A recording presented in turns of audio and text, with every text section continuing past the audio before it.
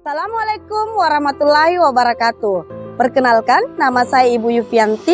Saya mengajar di SMA Negeri 15 Makassar. Kali ini saya akan memaparkan proses pembelajaran dengan memanfaatkan media PET pada materi pH asam basa.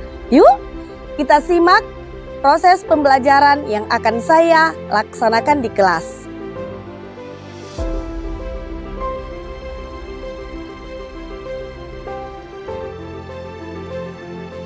Selamat siang anak-anak. Siang, Bu.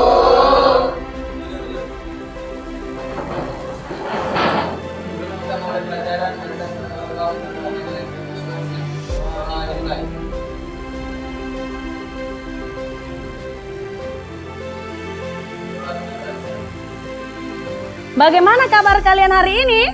Baik, Bu. Alhamdulillah. Nah, anak-anak sekalian, kita akan mempelajari materi tentang pH asam dan basa. Nah, tujuan pembelajaran kita hari ini adalah bagaimana kita akan memprediksi pH larutan. Yang kedua, bagaimana mengidentifikasi beberapa larutan ke dalam larutan asam dan basa. Nah, perhatikan ketiga gambar di atas. Ada kopi kental, jus lemon, dan juga sabun cuci tangan. Dari ketiga gambar yang Ibu paparkan di atas, siapa di antara kalian yang ingin mengemukakan permasalahan atau yang ingin mengemukakan pendapat? Ayo. Nah, oke, dimulai dari Abiu. Dari ketiga gambar tersebut, yang manakah termasuk golongan asam dan basanya? Terima kasih. Oke, selesai ya. Siapa lagi? Ya, silakan Silal. Berapakah harga pH dari kopi kental, jus lemon, dan sabun? Terima kasih. Oke, selanjutnya ada lagi? Ya, silakan Eka. Bagaimana cara mengukur dan menghitung harga pH? Terima kasih. Untuk ketiga pertanyaan teman kita tadi, kita beri aplaus dulu. Untuk menjawab permasalahan di atas, kita harus memahami dulu tentang pH larutan. Anak-anak, pH larutan menyatakan derajat atau tingkat keasaman larutan. Nah, untuk mengukurnya, kita perlu mengetahui skala pH-nya. Yang pertama adalah pH larutan asam.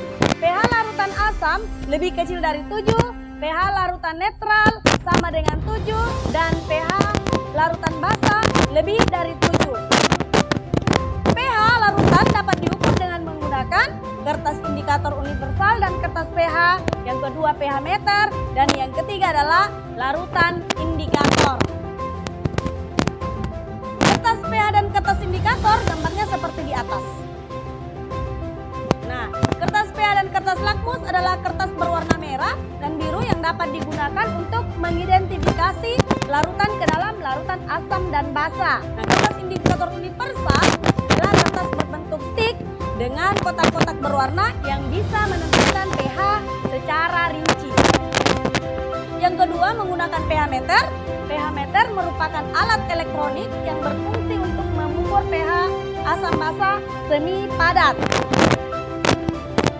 Yang ketiga adalah larutan indikator. Larutan indikator merupakan larutan berwarna yang mempunyai warna-warna yang berbeda dalam larutan yang bersifat asam, basa, ataupun netral. Untuk memahami lebih lanjut, kita akan melakukan simulasi digital menggunakan media PET. Nah, caranya atau tahap-tahapnya kamu dapat lihat di atas. Buka pet.colorado.edu di Chrome, kemudian silakan memilih simulasi, pilih kimia, dan cari materi pH skala basic. Kemudian setelah itu kita bisa klik videonya. Nah, videonya seperti gambar di atas, bisa kalian lihat. Nah, kita akan melakukan simulasi hari ini. Untuk itu anak-anak, Ibu akan memberikan lembar pengamatan untuk kalian isi setelah kalian melakukan simulasi. Siap-siap, untuk kali ini kita akan melakukan simulasi. Ibu akan bagi kelompok dan lembarannya akan Ibu berikan kepada kalian.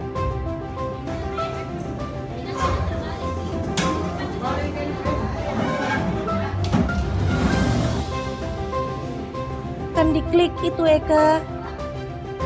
Ya, setelah diklik akan muncul beberapa materi. Nah, silakan dipilih larutannya. Apa yang mau diujikan seperti tadi acid. Ya, silakan dipencet larutannya sampai terisi di gelas ukurnya 1/2 liter. Oke, 1/2 liter. Kemudian tarik kembali pH meternya ke dalam larutan untuk mengukur berapa pH-nya. Nah, teman-teman yang lain silakan diisi, Nak. Diisi di situ berapa pH-nya. Ya, berapa pH-nya, lalu kita ganti lagi dengan larutan yang lain.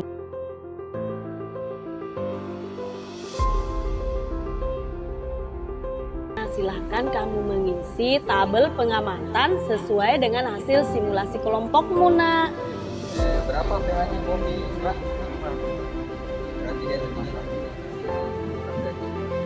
Nah, anak-anak, kita sudah melakukan simulasi terhadap beberapa larutan. Nah, dari antara beberapa kelompok, adakah di antara kalian yang ingin mempresentasikan hasil diskusinya? Nah, silakan kelompok 1. Silakan. Inilah hasil presentasi dari kelompok kami, kelompok 1. Yang pertama itu kopi. Kopi pH-nya 5 dan jenis larutannya asam. Yang kedua jus lemon pH-nya 3,5 dan jenis larutan juga asam. Dan yang ketiga sabun pH-nya 10 dan jenis larutannya basa. Dan yang terakhir air aki pH-nya 1 dan jenis larutan asam. Dari hasil pengamatan kami, kelompok kami dapat menyimpulkan yang termasuk dalam jenis larutan asam yaitu kopi, jus lemon, dan air aki karena pH-nya kurang dari 7. Dan yang termasuk jenis larutan basa yaitu air sabun karena pH-nya lebih dari 7. Sekian. Nah, anak-anak, demikian pembelajaran kita hari ini. Kurang lebih dan mohon dimaafkan, kita bertemu lagi dalam materi selanjutnya.